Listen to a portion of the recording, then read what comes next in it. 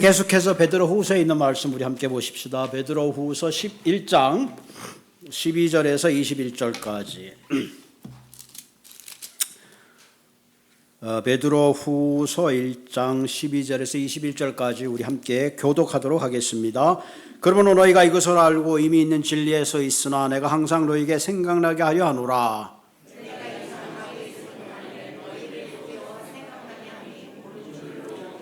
이는 우리 주 예수 그리스도께서 내게 지시한 것 같이 너도 나의 장막을 벗어날 것이 임박한 줄을 알미라.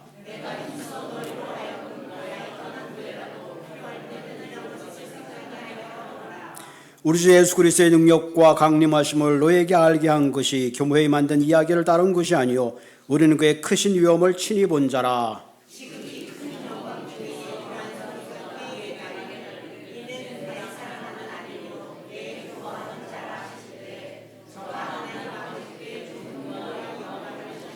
이 소리는 우리가 그와 함께 거룩한 산에 있을 때에 하늘로부터 난 것을 들은 것이라.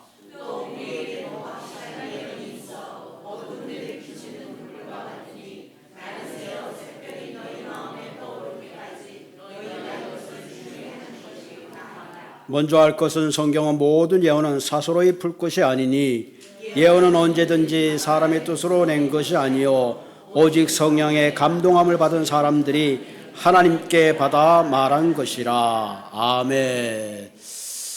마지막 구절이 성경이 뭔가 하는 분명한 메시지를 주고 있죠.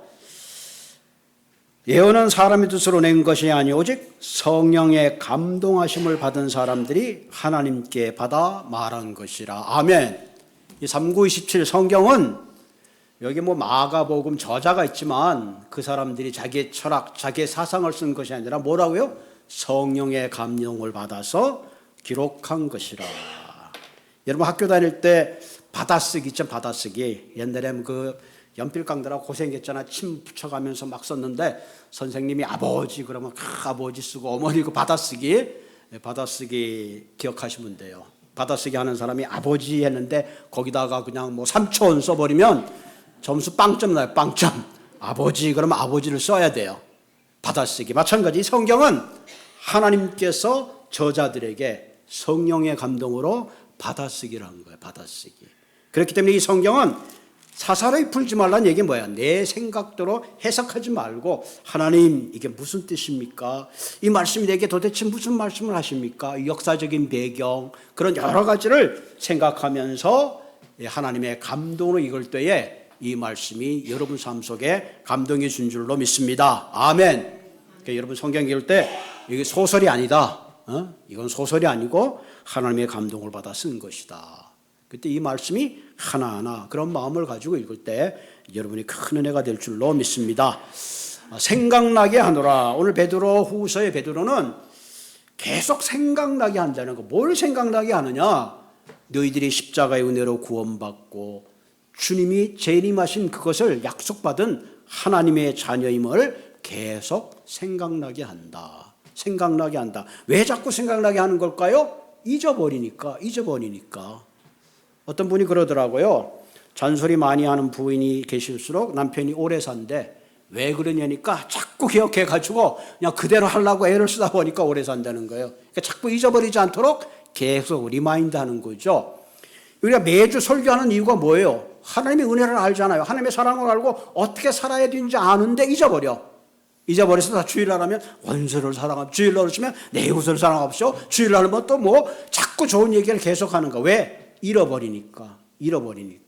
오늘 본문도 그게요. 지금 베드로가 자꾸 잊어버리지 말라. 하나님이 너희들을 얼마나 사랑하고 하나님들이 너희 인생에 얼마나 관심을 가지고 너희들이 얼마나 진리 가운데 살아야 되는가를 끊임없이 리마인드 해줘요. 여러분 우리가 하나님께 받은 은혜가 많잖아요. 어떤 분들은 목사님 제가 은혜 받고 그냥 일주일 내내 눈물로 밤을 지샜습니다. 언제? 20년 전에. 근데 지금 눈물이 안 나와요. 왜 그랬을까요? 잊어버렸어. 하나님 말할 수 없는 나 같은 죄인 살리신 마음 콧물 다 흘렸는데 그게 이제 다 세월과 함께 지워져 버리니까 페이다. 그래서 자꾸 말씀을 읽어야 돼요. 기도를 하고 자꾸 그걸 리마인드 해야 돼요. 여러분 우리가 자녀를 키우다 보면 같은 뱃속에 태어나도 어떤 애들이 더 효도하는 애들이 있잖아요. 효도하는 애들이 그 특징이 뭐예요? 엄마 나를 위해서 얼마나 고생하셨는데, 나를 얼마나 희생하셨는데, 그 마음이 큰 자녀일수록 부모에게 잘하게 돼요. 그런데 그거 생각지 못하고 자기가 혼자 나온 것처럼, 나 혼자서 뭐 다 한 것처럼 자꾸 부모의 은혜로부터 멀어지게 되면 그건 이제 나중에 불효자가 되는 거죠.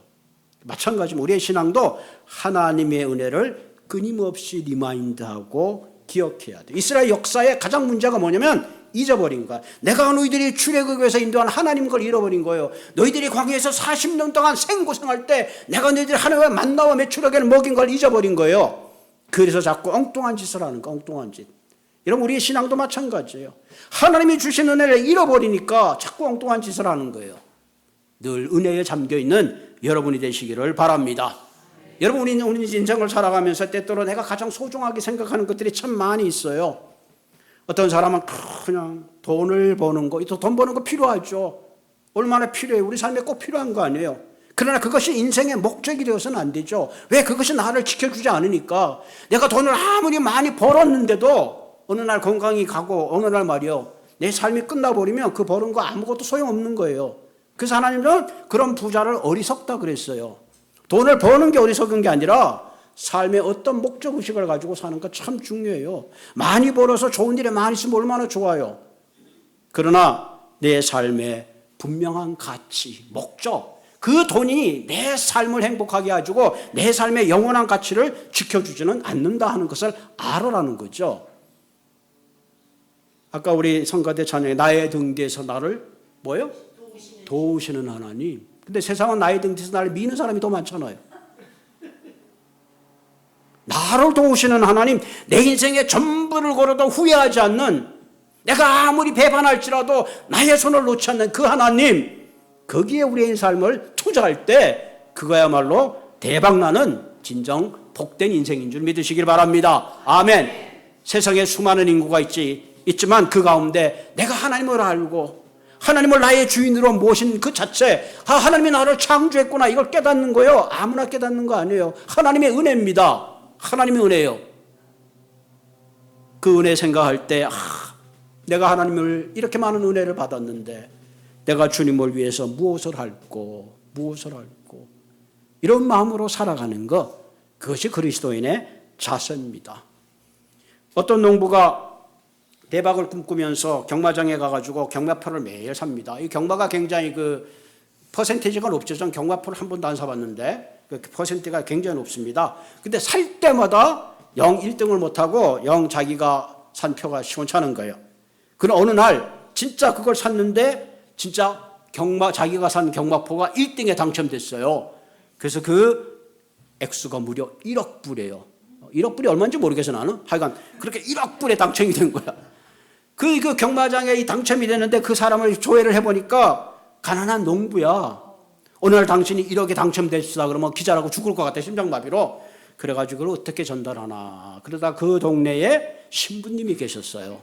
신부님 보고 신부님, 농부가 이렇게 엄청난 금액을 받게 됐는데 신부님이 가서 좀 잘 얘기를 해주시면 그 충격이 덜하지 않겠습니까? 그래요. 그래서 신부님이 찾아갔어요. 찾아가가지고 신부님이 신부님 오셨냐고. 신부님이 그냥 너무 신나가지고 여보게 당신이 말해 옛날에 그 경마장에 가는 걸 내가 말리고 그랬는데 경마장 갔는데 이번에 이렇게 당신이 만약에 놀라지 마. 만약에 1등이 당첨된다면 어떻게 할래? 그런 일 없습니다. 신부님 이때까지 안 돼서 저는 신경 안 씁니다. 아니요, 만약에 당신 1등 당첨되면 어떻게 할래? 그럼 내가 신부님 반을 드리겠습니다. 그래가지고 꽈당 하고 신부님이 그 자리에서 쓰러졌대. 반을 준다 그래서 쓰러졌대. 여러분, 세상에 우리가 기대하는 거는 이런 허망한 게 참 많이 있어요. 참 많이 있어요. 그런 얘기를 종종 듣잖아요. 허망한 게 많이 있어요. 그럼 내 인생을 의지하고 내 전부를 걸어도 후회하진 거, 그게 뭘까요? 그것이 바로 예수 그리스도입니다. 그분이 바로 복음입니다. 나를 책임져 주시는 분, 나를 끝까지 붙잡아 주시는 분. 왜? 그분이 나로 해서 죽기까지 하신 분인데요. 나로 해서 생명을 주신 분이 어찌 나를 몰라라 하겠습니까? 내 인생을 끝까지 지켜주신 분, 여러분의 전부 모든 걸 걸어도 후회하지 않는 인생이 되게 하는 것, 그것이 바로 예수 그리스도입니다. 아멘. 오늘 본문에 보면 베드로는 어부 출신이에요. 어부 출신. 사실 그 당시 갈릴리는 변방이고 그 가운데 어부는요 별로 사회적 신분으로 봤을 때는 굉장히 낮은 계급이에요. 그런데 오늘 2000년의 세월이 흘렀지만 피로라는 이름을 모르는 사람 없잖아요. 베드로 얼마나 유명한지. 히스패닉 가면요 한 동네 베드로가 반이야. 베드로가 반이에요. 베드로. 우리 한국 분들이 있는데도 베드로가 있는데 그만큼 한 어부의 인생을 살았지만 거기에 주님께 그의 인생을 전부를 걸었을 때 세상의 그 어떤 위대함보다 역사 속에 살아있는 거죠. 자, 오늘 본문에 보면 12절에 이런 말 있죠. 12절에 그러므로 너희가 이것을 알고 이미 있는 진리에 서 있으나 내가 항상 너희에게 생각나게 함이 옳은 줄 여기노라. 끊임없이 얘기했죠. 베드로가 복음에 대한, 예수 그리스도에 대한 진리 가운데 있는 거, 믿음의 덕에 사랑을 더하고 형제를 우애하고 많은 얘기를 했는데 너희들이 이 진리 가운데 떠나지 않도록 내가 끊임없이 말하는 것이 내 사명인 줄 아노라. 그렇게 얘기합니다. 그 전에 12절 바로 위에 가면 그러므로는 바로 그 밑에 있는 구절을 받는 거거든요. 11절이면 이같이 하면 우리 구주 예수 그리스도의 영원한 나라에 들어감을 넉넉히 너희에게 주신다. 너희에게 천국을 보장한, 천국을 약속한 그 약속에 너희들이 기억하고 반드시 그 사실을 다시 한번 내가 리마인드 시켜준다 하는 겁니다. 그럼 베드로가 왜 이들이 진리 가운데 서 있는 사람들에게 계속해서 그것을 생각나게 하느냐? 두 가지 이유가 있어요. 하나는 그 당시에 거짓 교사들이 와가지고 잘못된 가르침을 퍼뜨리는 거예요. 야, 천국이 어디 있니? 아니 뭐 죽은 자가 부활했다는데 그게 사실이야? 예수님이 다시 온다는데 그걸 어떻게 믿어? 하고 엉뚱한 소리로 자꾸 그 사람들의 믿음을 더 흔들어요. 그래서 베드로가 야 그런데 속지 말라. 그러니까 너희들이 내가 너에게 전한 진리 가운데 든든히 서라. 그렇게 얘기하는 겁니다. 두 번째 이렇게 또 하는 이유는 아까도 얘기했지만 이 진리 가운데, 믿음 가운데 당신의 인생의 모든 걸 걸어야 되는데 자꾸 잊어버리는 거야. 그래가지고 그것을 반복해서 그 약속의 소망을 잃어버리지 않도록 하기 위해서 반복해서 베드로는 그들에게 이야기를 하고 있습니다. 그래서 너희들이 진리 가운데 정말로 이웃을 사랑하고 우러는 하나님을 사랑하고 아래는 이웃을 사랑하는 그 말씀 가운데 살도록 권면하고 또 권면하는 거예요. 13절도 마찬가지죠. 내가 이 장막에 있을 동안에 너희를 일깨워 생각나게 하면 옳을 줄로 여긴다. 이 장막에 있을 동안에 하는 말은 내가 살아있는 동안, 육신으로 있는 동안. 원래 이스라엘 백성들은 유목민이잖아요. 그러니까 철따라 이제 그 장막을 텐트를 치고 텐트를 옮겨 다니면서 다녔습니다.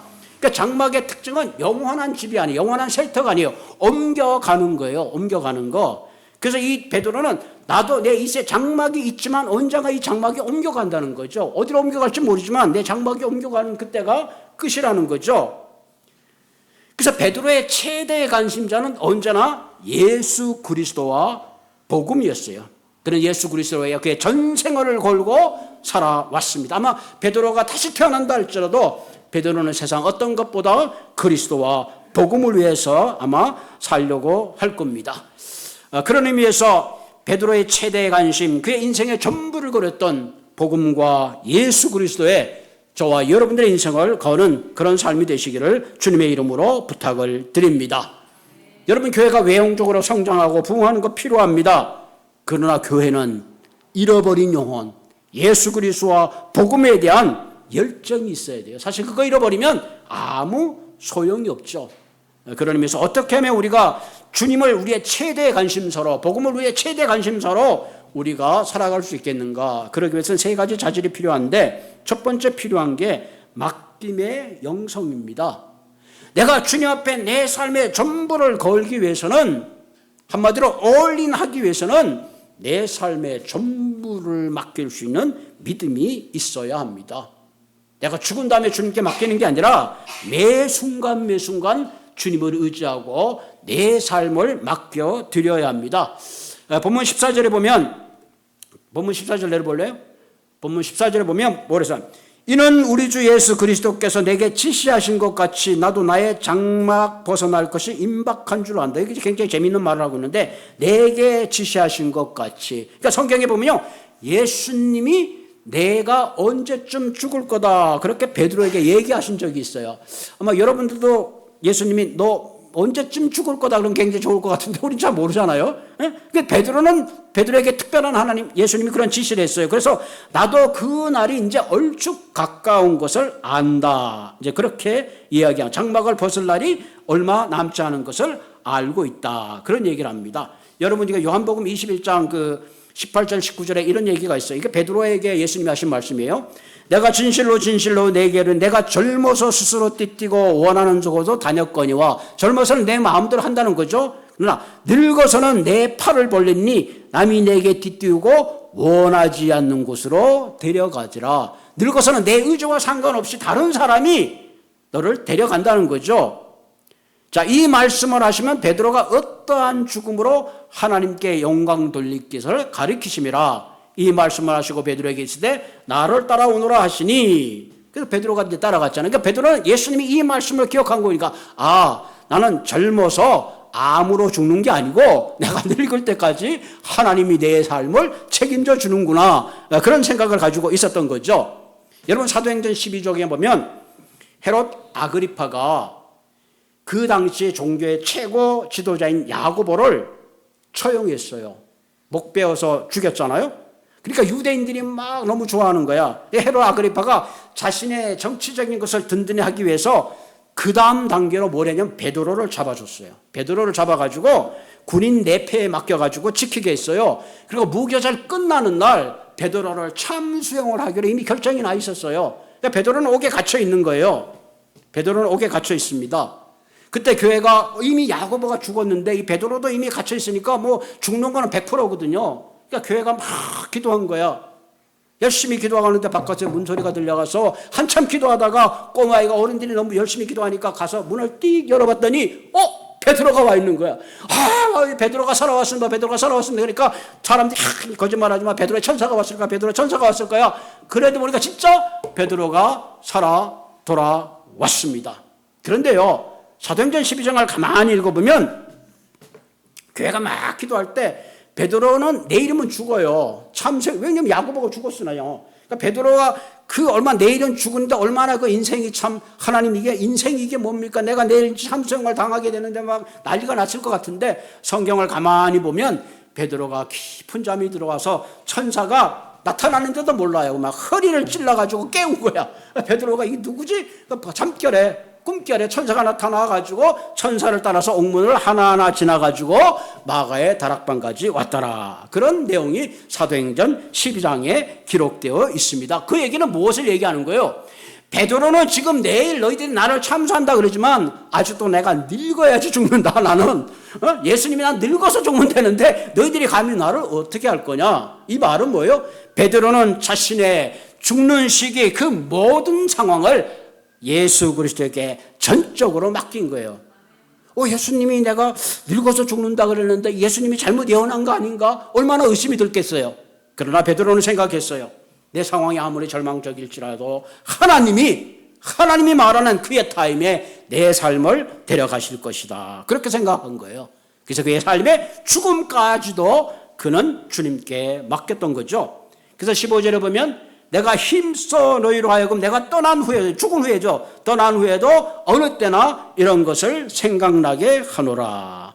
여기 떠난다는 표현, departure, 떠난다는 표현이 썼는데, 이 떠난다는 말은 엑소돈이라는 헬라어입니다. 이 엑소돈이라는 헬라에서 나온 말이 엑소도스는 출애굽한다는 거거든요. 애굽에 있던 나라에서 하나님이 약속한 가나안 땅으로 옮겨간다는 거예요. 다시 말하면 베드로가 이해한 죽음은 내가 육신이 죽으면 끝나버린 디엔드가 아니라는 거예요. 여러분, 성경이 말하고 있는 죽음은 옮겨가는 겁니다. 어디로 옮겨가? 내가 이 땅에 장막이 허물어지면 영원한 하나님 나라로 옮겨가는 겁니다. 아멘. 이 옮겨간다고 생각하니까 죽음이 절망이 아닌 거죠. 옮겨간다는 거, 옮겨간 거. 그러니까 내가 죽음이 영원히 끝나는 게 아니고 절망과 두려움이 아니라 약속의 땅으로 옮겨가는 거니까 어떤 절망이 있어도 죽음보다 더 큰 절망은 없는 거예요. 그렇기 때문에 베드로는 수많은 절망 가운데 그 절망을 이길 수 있는 힘이 거기에 있었던 겁니다. 여러분, 우리 인생도 가장 중요한 게 근본적으로 내가 죽는 게 다 두렵잖아요. 가장 중요한 건 이 죽음이라는 게 끝나는 게 아니고 죽음이라는 것은 하나님의 약속의 땅으로 옮겨가는 겁니다. 그렇게 생각하면 어떤 상황, 어떤 처지, 어떤 절망할지라도 하나님이 나를 도우시고 함께했다는 분명한 신앙을 가지게 되는 겁니다. 아멘. 그럴 때 우리는 하나님께 우리의 모든 것을 맡길 수가 있는 겁니다. 두 번째는 우리가 하나님께 모든 걸 맡기기 위해서는 체험적 영성이 있어요. 체험적 영성. 16절에 보면 16절에 우리 주 예수 그리스도의 능력과 강림하심을 너에게 알게 한 것은 교모에 만든 이야기를 따른 것이 아니요 우리는 그의 크신 위엄을 친히 본 자라. 우리가 겪었고 우리가 눈으로 확인했다 하는 거예요. 예수 그리스도의 능력과 다시 온다고 약속한 것은 단순한 신화가 아니고 지어낸 얘기가 아니고 내가 직접 듣고 우리가 그 현장에서 확인했다는 거예요. 여러분, 법정에 가면 윈니스가 굉장히 중요한 윈니스가 뭐예요? 내가 그 현장을 본 만큼 정확한 게 없는 거 아니에요? 그죠? 내가 저 사람이 어떻게 하는 걸 봤다. 사람을 죽이는 걸 봤다. 도둑질하는 걸 봤다. 이 봤다는 게 중요한 거, 봤다는 게. 지금 베드로는 그것을 얘기하고 있는 것이에요. 자, 다시 말하면 예수님이 이 땅에 다시 온다고 예표하는 건 신화나 꾸며낸 얘기가 아니다. 흔히 우리가 이런 얘기가 누가 얘기를 하면 야, 소설을 쓰냐? 소설이 아니라는 거예요. 베드로는 실제로 예수님이 역사적인 근거 속에 이 땅에 오셔서 병자를 고치시고 안진뱅이를 고치시고 많은 기적을 행하시고 십자가에 돌아가시고 사흘 만에 부활하시고 우리에게 나타나시고 하시는 말씀이 내가 다시 오시겠다고 약속하신 걸 내가 직접 들었고 보았다 하는 겁니다. 그래서 17절에 뭐라 그래서 17절에 오늘 같이 읽을까? 시작. 지극히 큰 영광 중에 이런 소리가 나기를 이는 내 사랑하는 아들이요 내 기뻐하는 자라 하실 때에 그가 하나님 아버지께 존귀와 영광을 받으셨느니라.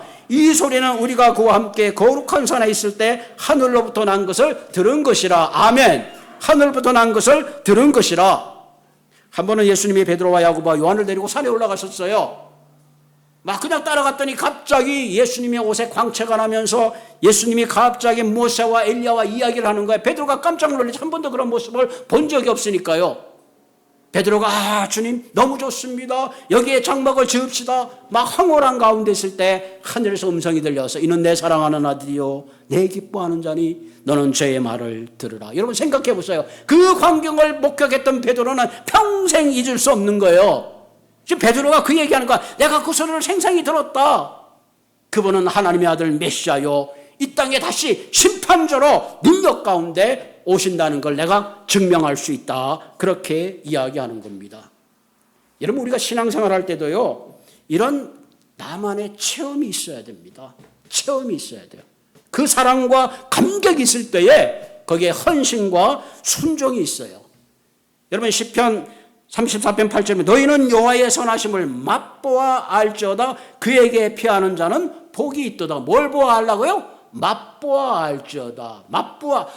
아무리 맛있는 거 내가 설명해도 먹어보지 않고는 설명할 길이 없어요. 한번 먹어보면 설명하지 말라 그래도 그냥 설명하는 게 쉬워요. 왜? 먹어봤으니까. 신앙생활도요 하나님을 만난 사랑의 체험이 있어야 돼요. 체험. 그래야지 복음을 전해도 힘이 있는 거예요. 제가 고등학교 때 여러분 여러분 내가 당신 구원받았습니까? 이런 질문을 자꾸 하잖아요. 내가 구원받았는지 안 받았는지 뭐 성경을 했대 그러는데 도대체 받았는지 알 길이 있어야지. 그래서 내가 주님 정말 내가 구원받았습니까? 정말 그거 고민했어요. 어린 마음에. 막 소리질러 기도하고 막 애를 썼습니다. 옛날에는 뭐 중학교 때 고등학교 때 가면 막 산에 가면 소나무 붙잡고 하래. 진짜 소나무 붙잡았어요. 막 3박 4일 동안 죄죄 했더니 나중에 목소리가 잠겨서 목소리가 안 나오더라고. 너무 놀랐어요 내가. 벙어리 들인 줄 알고.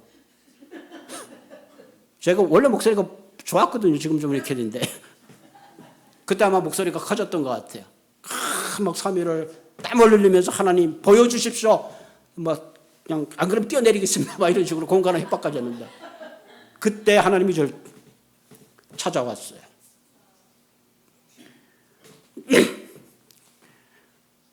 그때 하나님이 찾아왔는데 뭐라고 찾아왔냐면은 내가 너를 얼마나 사랑하는지 아느냐? 내가 너를 얼마나 사랑하는지 아느냐?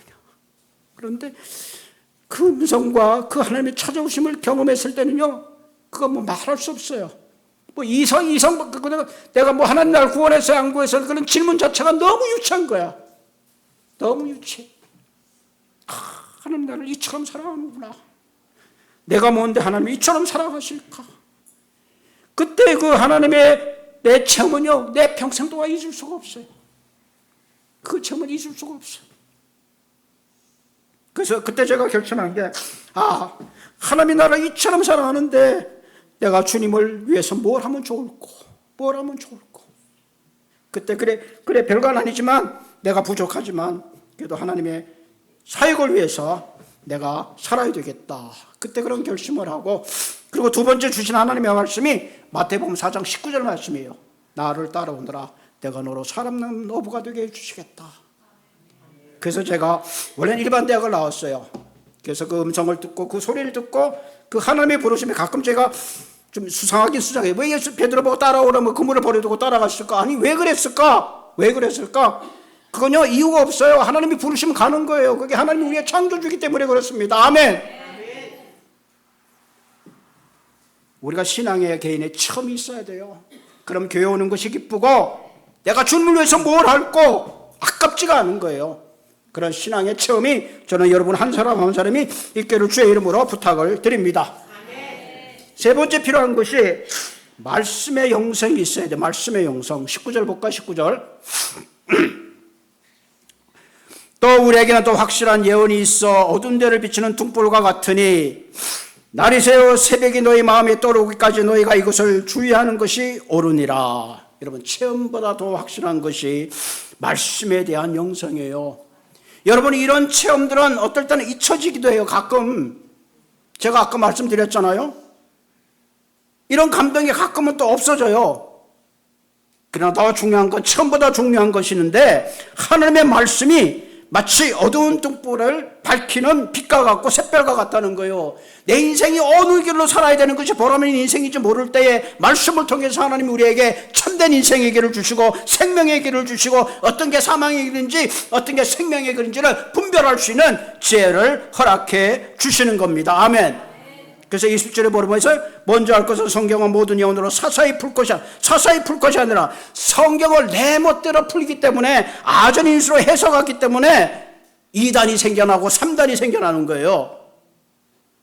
예언은 언제든지 사람의 뜻으로 낸 것이 아니라 성령의 감동하심을 받은 사람이 하나님께 받아 말한 것이라. 하나님께 받아 말한 것이라. 아멘. 그렇기 때문에 여러분들 성경을 읽을 때마다 하나님, 이분이 만났던 예수님, 이 감동을 저에게도 주시고 하나님 역사해 주십시오. 예수를 비판하러 갔던 사울을 만나가고 야, 너 왜 이렇게 나를 비판하느냐? 왜 나를 이렇게 비판하느냐? 그때 사울이 그 예수를 만나는 순간에 그는 바울이 되고 일생을 주를 위해서 그의 생명을 걸었던 것을 보게 됩니다. 바울을 찾아왔던 주님, 베드로를 찾아왔던 주님은 오늘도 여러분들을 찾아와 주실 줄로 믿습니다. 여러분 우리의 인생을 걸어도 결코 후회하지 않은 삶이 있는데 바로 예수 그리스도입니다. 저는 여러분 한 분 한 분들이 체험성 영성을 가지시기를 바랍니다. 그리고 말씀 가운데 든든히 서는 한 분 한 분 되시기를 주님의 이름으로 부탁을 드립니다.